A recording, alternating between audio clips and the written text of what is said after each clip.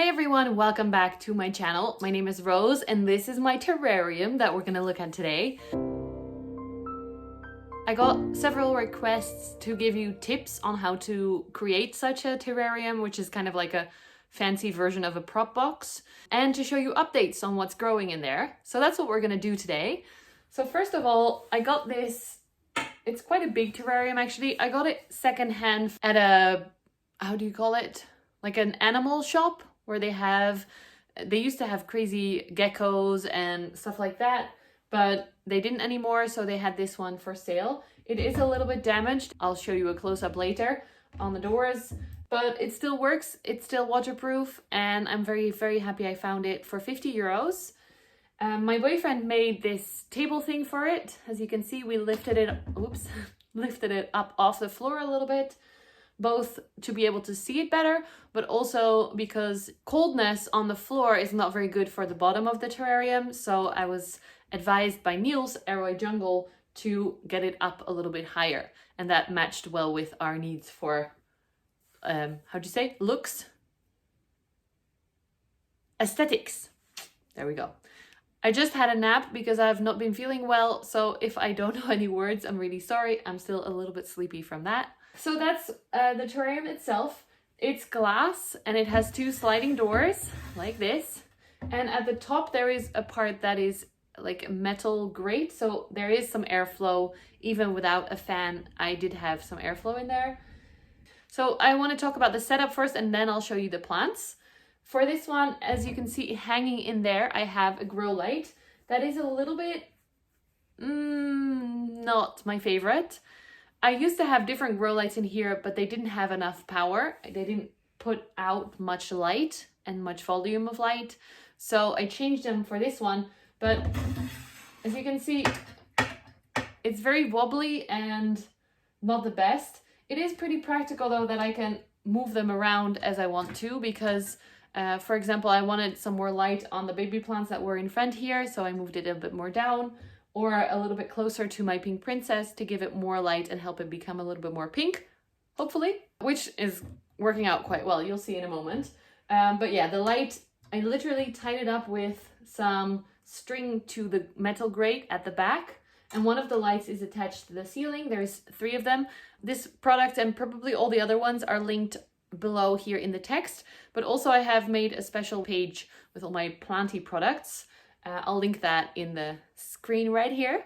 Go check it out. If you're from the US, then check out the one with the .com. That's the American Amazon linked on the site. If you go to the .nl one, it is my Dutch website, but it is linked to the German Amazon. So if you're in Europe, it's better to go to the NL one. So yeah, that's the light. I switch this on when I wake up and I switch it off when we go to bed. So it's not on a set timer. It does offer a time schedule, but honestly, I haven't even looked into how that works. I'm sure it's not super hard. I think it says here, 12-hour timed off. So I guess I could press that in the morning and then it would switch off in the evening, but I like to do it myself and leave it on as long as possible because of course you want as much light volume as possible for your plants. This doesn't go very warm, so that is quite good. It can go close to the plants without hurting them. Under here, at the bottom, I've got leca balls. And in there, I've got a heat mat. I used to have it at the top of the leca, but then I realized that if you have a plant with roots all the way to the bottom of the pot and it sits right on top of a heat mat, it actually can burn the roots, which obviously you don't want.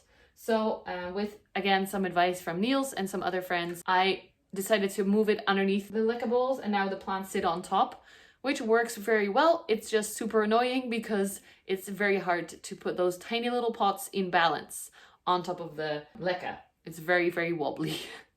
But yeah, that's on constantly, always putting out some warmth, which is good. It's been between 25 and 30 degrees inside here from my measuring thing, which I'll talk about in a moment. Then I got 2 more things for the setup. One is a little donut that is actually just started working. So I have a big glass bowl with just tap water in there and then the little donut in there. And then back here, I've got the timer. This goes on and off at the moment every hour.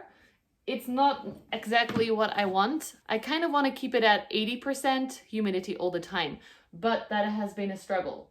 Right now it says it's 61, which I'll show you in a moment is not very accurate either, and we're going to fix that in this video. The little donuts, I want to say, I actually just bought, let me get it,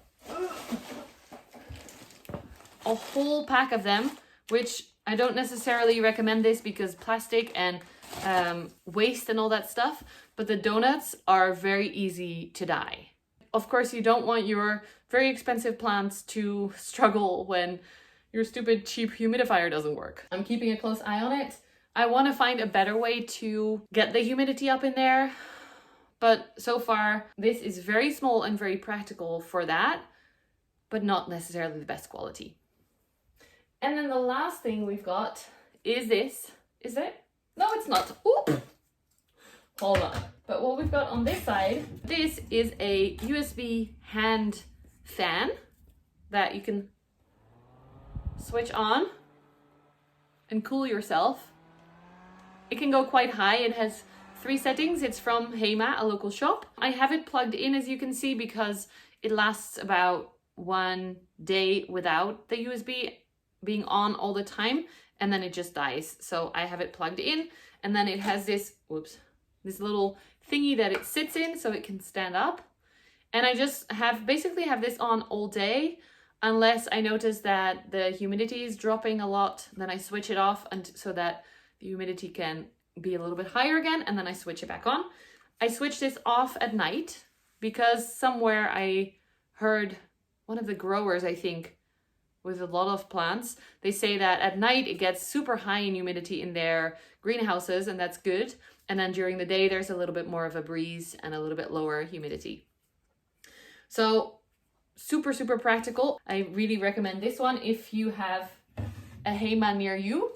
Even though it is a Dutch shop, I know that they have shops in Barcelona as well, because one of my friends, Daniel, actually went to Hema to buy the trellises that I have from there.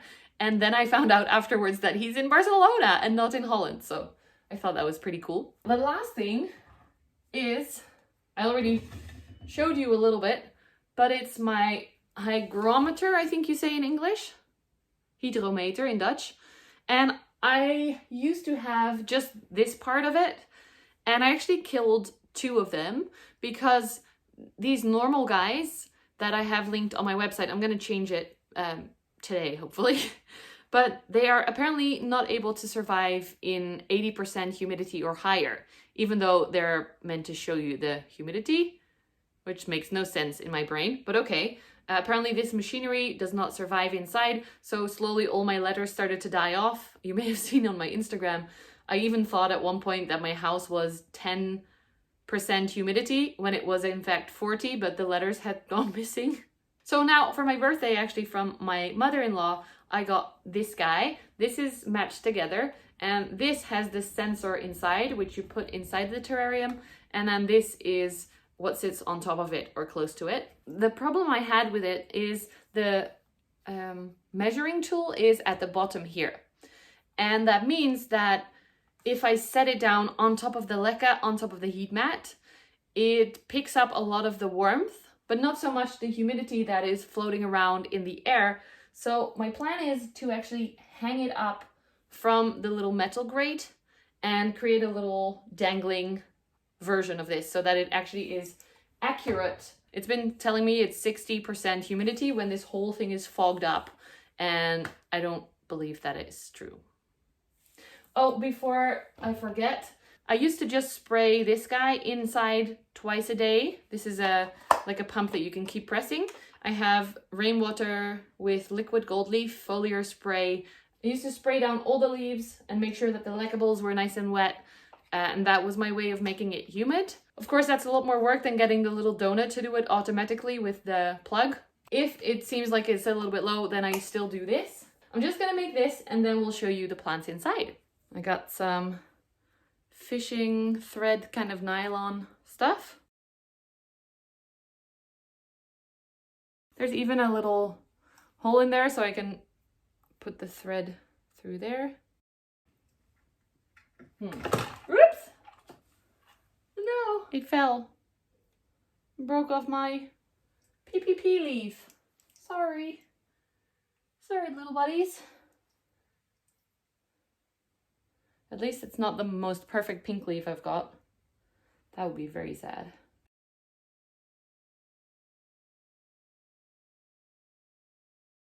There we go. It's hung up. It's now 63, it says. And we'll see how that goes as it starts to get used to it. So I'm gonna take you inside now. Are you ready? Like I said, there is some damage on the glass here and it's very dirty. I really should clean these more, but I don't really feel like it because it gets dirty again anyway. Here is the light switch I was talking about and the timer thing. If you want to switch it on purely, you can switch it one way. And by that, I sometimes check if it is still working, which it is not right now. So we're going to change that. Is a new little donut. I got green ones this time. So it's super easy. I should be careful because I don't want to hurt this one, but take it out. It has a USB thingy that I plug into this one. And just make sure that when you put... I cannot hold it still, sorry.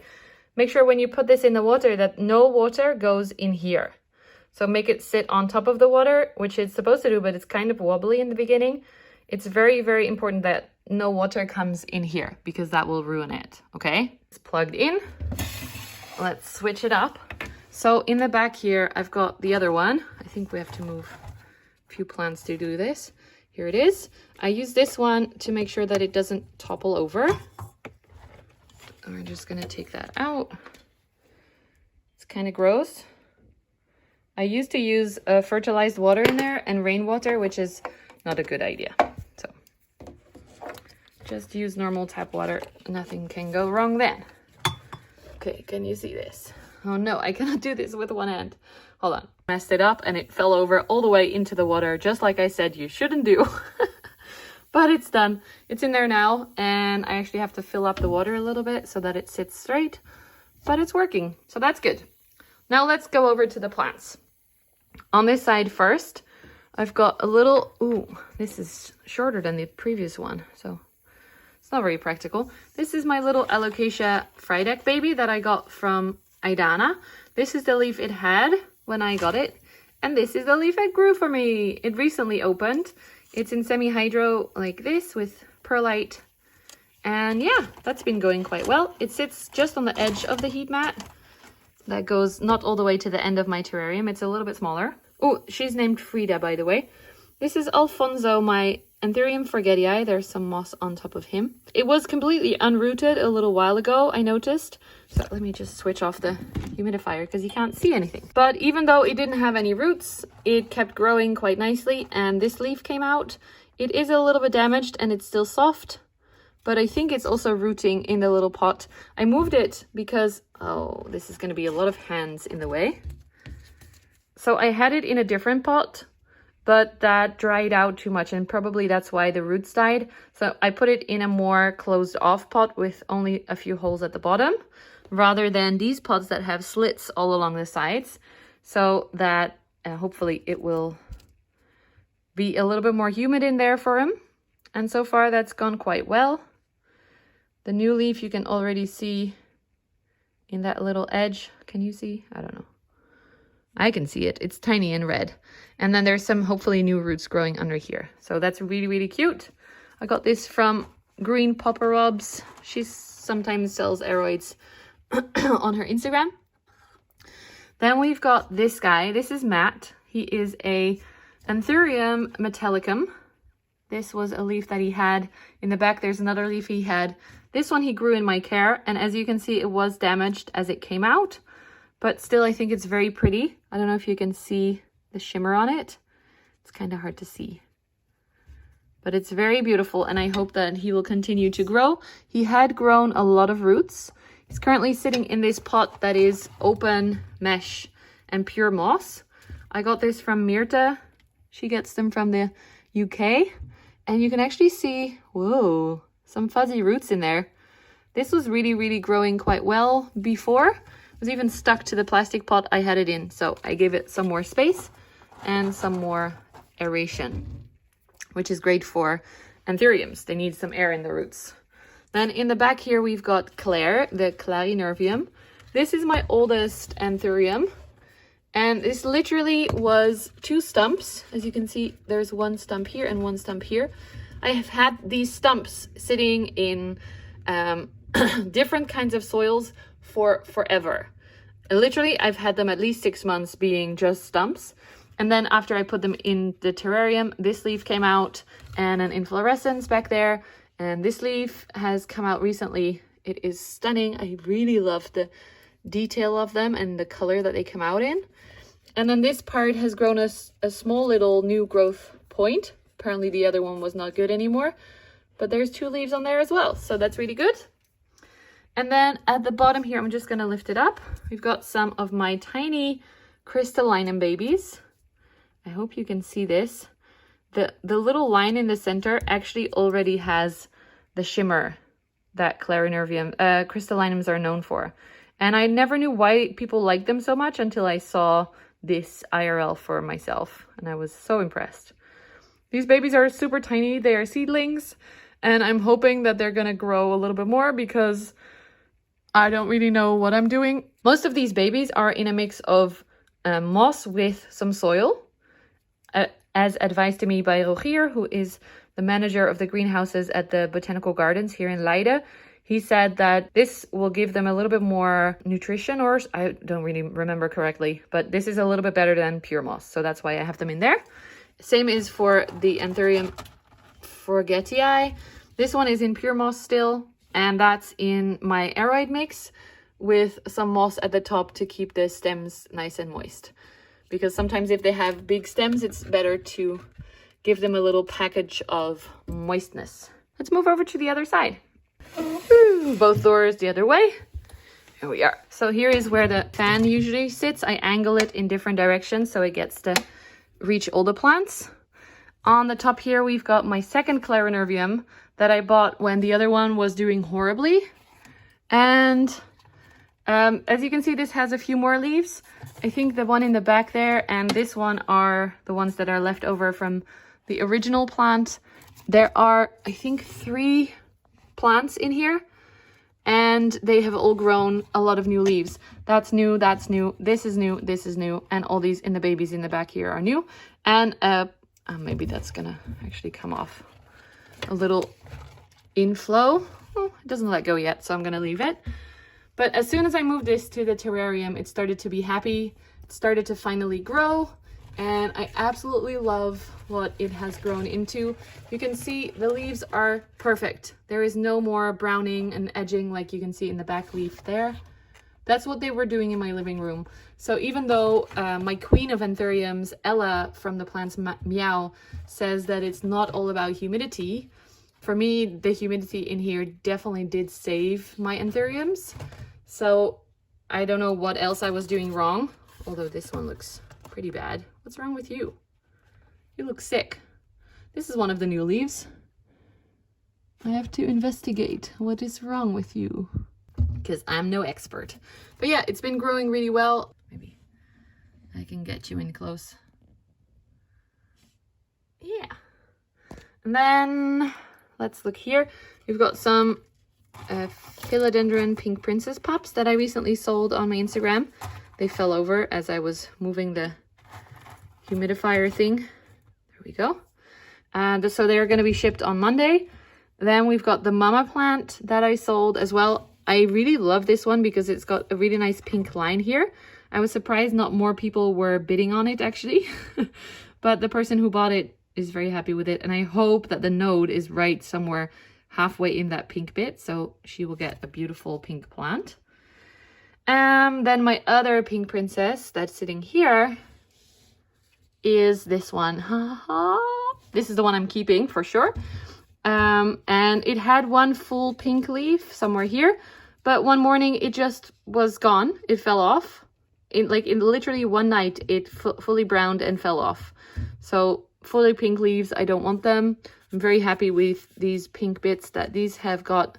In the back there, you can see one of the original leaves that I bought it with. It was also a half moon, and this one. So yeah, this is, I can't believe how perfect this is. It's still going strong as well. It's been out for a long time because this is the new leaf. Literally almost no pink, maybe some speckles actually that I didn't see before. And there is going to be a new leaf from this side, so I'm hoping that it will include some more pink once again. Then we've got one more little pink princess. I'm just going to pick it up. This is the tiny baby that I posted on my Instagram. It was growing at the bottom of that plant, I think. I wanted to keep this one, but then I remembered that my friend Chris had his birthday yesterday and he wanted to also buy a cutting off me. So I said, I will find you one, and I kept this one for him as a gift for his birthday. I think it's really amazing that such a small plant can already have such pink bits. I had never seen that before, but actually on Instagram someone sent me theirs and they had a full pink leaf on such a small baby. So I guess there is always one higher than the other. There's some more seedlings there. They are a different kind of Terrarium. Not a very interesting one, no offense. This is my, I forgot the name, Philodendron Melanochrysum. There we go. It came with 3 leaves, 1, 2, 3. And then it grew this one in my care. As you can see, is a little bit bigger, but not a lot. And the other one here, oh, I'm shaky today, is opening up. And I was so surprised when I saw this morning. I noticed that there's actually shimmers in there. Let me see if I can show you. It has the shimmer that a crystallinum has. And I didn't know that was a thing. Can you see in the center line? Oh, I'm so shaky. I'm sorry, you guys. But I'm super excited to see this grow. I've got it on a little stake, although it's not very professional right now. I've bought the tape that Becca recommends in her video about plant braces. I hope that's a little bit more soft because I feel like these thingies that I use for orchids are a little bit too harsh for these small plants, and they're actually ruining my aerial roots on this part when I had it lower before, and I want to have the aerial roots grow happy and healthy. So I might actually make this a tiny moss pole or something. What do you think? Let me know. Maybe I'll get it to grow better that way, because just the stick is maybe not what it wants. And then the last plant in here for today, ooh, look how pretty that is my Terrarium Regal. I don't know what it's got, maybe some kind of infection, like a bacterial, I think it was. Someone sent me a link and it does look like that. A bacterial blight is what it's called, but it's still growing. It's still putting out this beautiful new leaf. Look at that. You can already see the veins in there. And I'm hoping to see that that grows healthy, but I have separated it from the other plants just in case it wants to try and kill all my other plants as well. The main reason why I love Terrarium and Hoya is because they put out leaves that are this small, and then they just start to grow and expand until they are pretty big. Like this one came out smaller than this one that I've got now. It's just magical to see something come out so tiny and then grow super big. So that's why I really love Terrarium. I'm super excited to see this one grow and hopefully help it survive, because this looks horrible. I don't know what's happening. Also, why I love it is because everything is basically shiny. Even the back of the leaf in the light of my grow light back there. Can you see it? There it is. It's shimmering towards me, so I love it a lot. I can't wait to see this guy grow. This guy is called Reggie, by the way. Sorry. So he sits here right on the edge of the heat mat and in front of the blower so that he doesn't touch any of the other plants. I don't want them to get infected too. Let's switch everything back on so you can see how it works when it's actually running. So this is a fan. You can see the leaves starting to move. Switching on the humidifier. There we go. Closing this door. And that's it. This is my terrarium. These were my plants. I hope you enjoyed this video. Thank you so much for suggesting it. I really appreciate you guys' feedback. So if there is a video that you have requested but I haven't made yet, please leave a comment down below. I'm really open to creating more what you like to see, of course. And that's it for this video. Thank you so much for watching. Oh, and do the thumbs up and subscribe, please, if you haven't yet. That would really help. And I'll see you in the next one. Bye. I'm quickly gonna wash my hands now because I don't know what that disease on my Terrarium is and I don't want it to spread.